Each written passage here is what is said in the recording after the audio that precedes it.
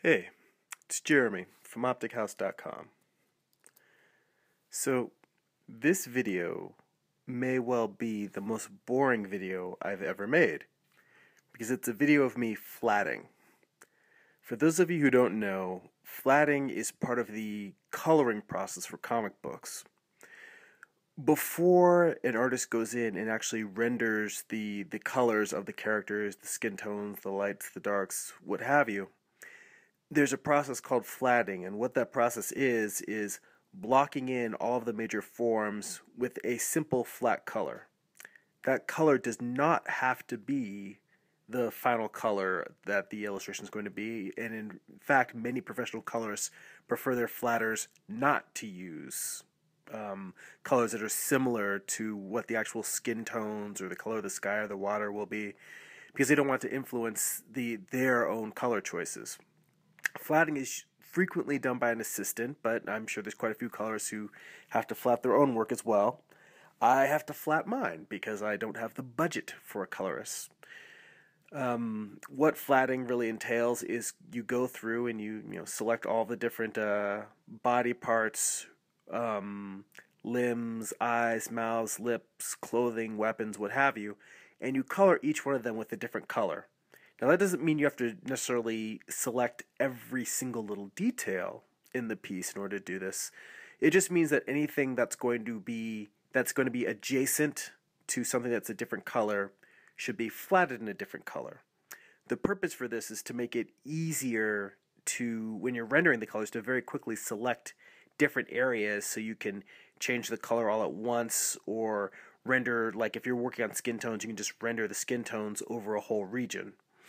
The way it works is that you end up with this multicolored layer of what aren't the final colors, but a layer that has the skin color of characters. Like each of the characters is a different skin color. In this case, with the angel and devil, the wings are going to be a different color. The halo that she has is going to be a different color. The horns, the hair, so on and so forth.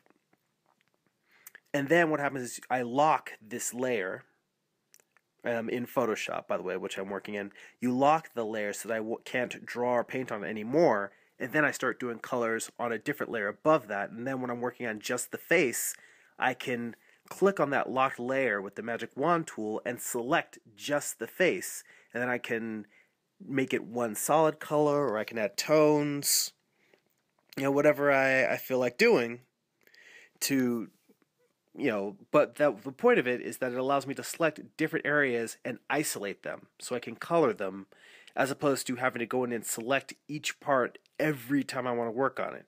If I decide to change the hair color, if I decide, I need a highlight here or a shadow there, it would be an absolute horrible pain in the ass to select one of these areas all the time, each time I want to do it. Conversely, if I didn't use any flats at all, it would be closer to traditional painting, where I would just go in and paint. But there's definitely, like even airbrush artists use friskets. A frisket is something that you use to cover part of the painting that you don't want colored. And frequently, when you're working in comic books, you want to work very quickly and color, you want to jump around and, you'll work on all the skin tones, and then of one character, and then you'll work on all the skin tones of the other character, and then you want to go in and add shadows to that area. It gives you the flexibility to do that. So, this is me doing flatting on a piece that I am going to be coloring soon. It's a drawing that I recently finished, inspired by a convention sketch I did for a fan late last year. So, you will see the colored version as I go along. It's interesting. This is the first time I've really experimented with doing videos directly from my screen, but so far it's working out okay. That's it for now. Check out my website, optichouse.com, for videos, my blog, drawings, sketches, what have you. And that's it. Go be creative.